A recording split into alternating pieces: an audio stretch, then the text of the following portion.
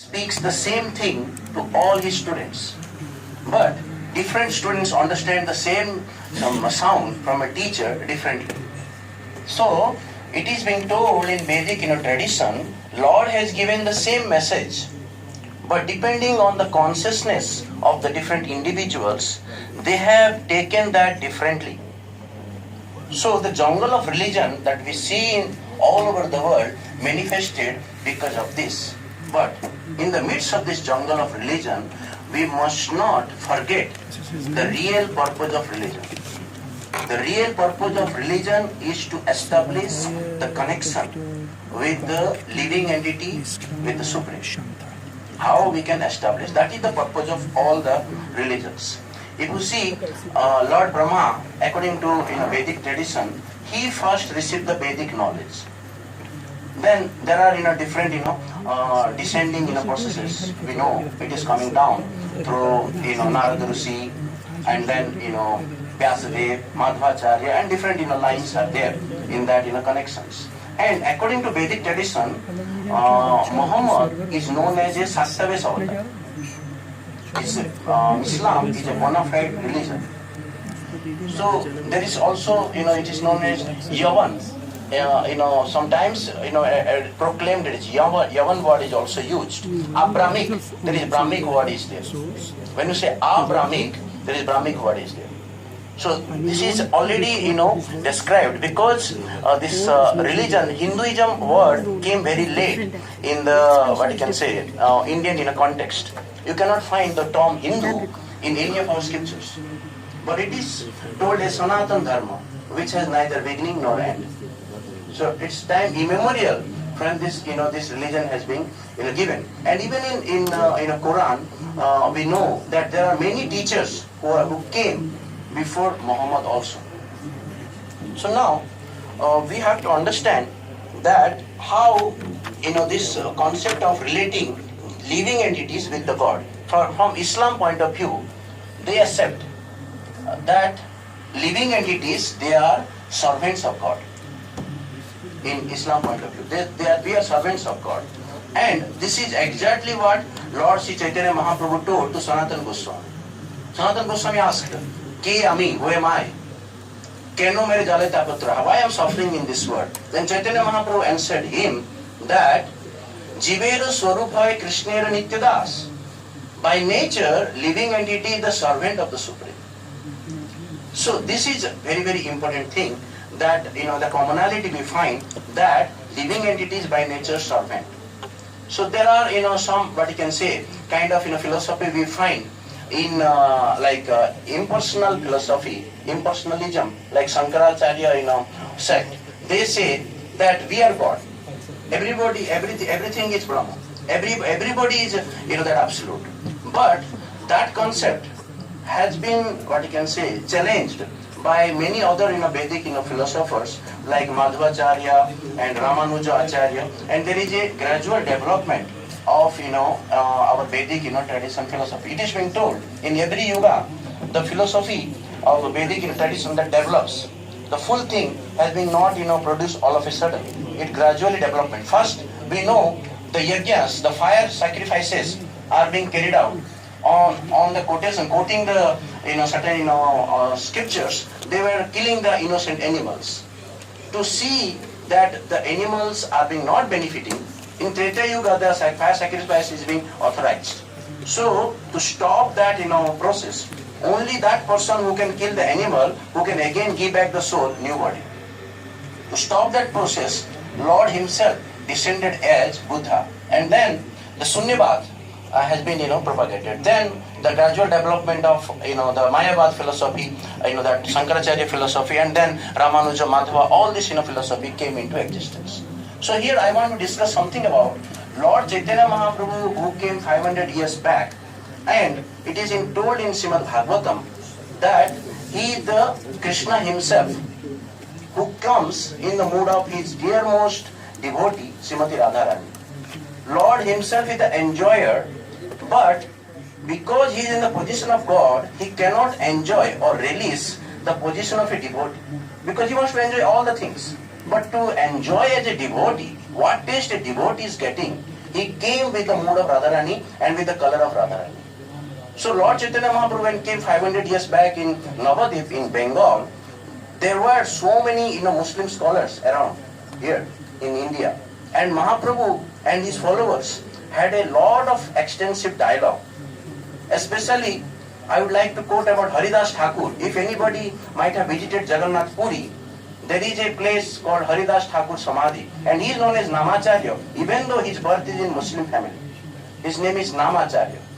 And in previous life, he was Brahma.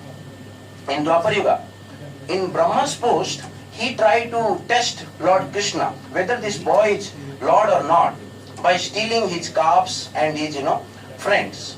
When he done that, then he's seen same calves and same boys are there, and he's seen each of those calves and each of those, his friends are one Narayan. He know up till now only Narayan is the Supreme Lord, but now he's seeing so many, infinitely many Narayans are serving this boy. Then written Brahma Samhita. Ishwara Parama Krishna Satchitananda Vigraha Anadir Adir Govinda Sarva Karana Karana. There is one Supreme God, and that God is Govinda. And he has a form. And what kind of form he is? Satchit Ananda Vigraha. His form is not having any material qualities. His form is made up of Sat, Chit and Ananda. Sat means eternal existence. Chit means full of knowledge. Ananda means full of joy. So that is the form of the Absolute. And we can see that Brahma, when he written this Brahma Samhita, Krishna is not so much pleased because he has so many wonderful devotees. But Brahma is having some scriptural knowledge. And Vidhi Marga and Rag Marga is little different. So he wanted to taste this Vrindavan devotion. So he told, please give me birth in lowest class. If I don't know any of this Vedic knowledge, I don't have pride, but I can approach Lord with full surrender, with full devotion. And that form we see in Haridas Thakur. And we worship even by birth. The consideration is not there in Vaishnava tradition. Jai bhaje sei bada abhakta hina char Krishna bhakti te nahi jati kuladi vichar. In the bhajan of Krishna, there is no consideration of birth by birth casteism. Actually, Prahlad Maharaj by birth was from the Asura family. Yet, he's been considered as one of the greatest Vaishnavas. Mahaprabhu, when he came to Vrindavan and he wanted to visit Gokul, at that time, on the way, when he seen one calf and cow, he remembered Krishna and he fell unconscious with his associates. At that time, some Muslim, soldiers, they were going on the way and they seen this one beautiful sannyasi falling down and some kind of foams are coming from his mouth. They thought these people around him might have given some poison to him and might have killed him to take away his wealth. So they wanted to kill his associates. Then there was some exchange. They told, no, he's our master. How can we kill him? Sometimes he goes into this type of transcendental mood and he falls down like that. And some are also told he has some kind of disease to try to pacify, because they wanted to kill immediately all these servitors. So while this dialogue is going on, Mahaprabhu came to his external senses. Then he's seen the Muslim scholars. And then Muslim, the soldiers. One scholar was also there in that. And he discussed with them. They are not all dakayats, they are my servitors. And then he had a dialogue with a Muslim scholar. There, Mahaprabhu told that Quran discusses the form of the Absolute. Quran says that you are made in the color of the Allah. You are made in the color of the Allah. Means Allah is a color. How can you say that you cannot see? If he has a color, then you must see? Quran says you are made in the color of Allah. Then Quran also says he is extremely merciful. Quran also says he listens to the prayers. And so many aspects of the personality are being expressed in Quran itself. And it is told how you know Allah loves you. Then if Allah loves you, then you have love for Allah. If Allah loves you, you have love for Allah. And when Allah loves you, then you will develop the same qualities that Allah has. What kind of qualities Allah has? Allah not only loves who are followers of Allah, but who are not followers of Allah also, He loves. So, the same quality who is true, get the mercy of Allah, he also develops that quality. That he loves everybody. That kind of quality. And when Allah loves you, you get some kind of, like a aura, some kind of divine effulgence coming from your face. And Muhammad, when he received the mercy, then some bright light is coming, which people could not even see his face for some time. He is being told. This is the mercy of Allah. And Allah loves you, then He is nearer and dearer will love you. If Allah loves you, then He will bring you nearer to Him and He make you sit nearer to Him. That means what? If He is only light, how can you make seat beside Him? And it is being told about the Jannat, so many things existing there. There are rivers, there are so many wonderful things in the Jannat. So these all things establishes that Allah has a divine form. And sometimes it is being compared that the impersonal concept of Mayavad and Muslim is similar. But no, because here Muslim tradition itself accepts that living entity is a servant of God. And also it is being told in the Sankaracharya philosophy, we are God. That does not, Muslim tradition does not accept that. Muslim tradition accepts that we are all servants of God. So this is very, very interesting, connection that we see in Mahaprabhu's dialogue. And Mahaprabhu told, Quran discusses karma, jnana, all these things, but it also describes the ultimate goal of life.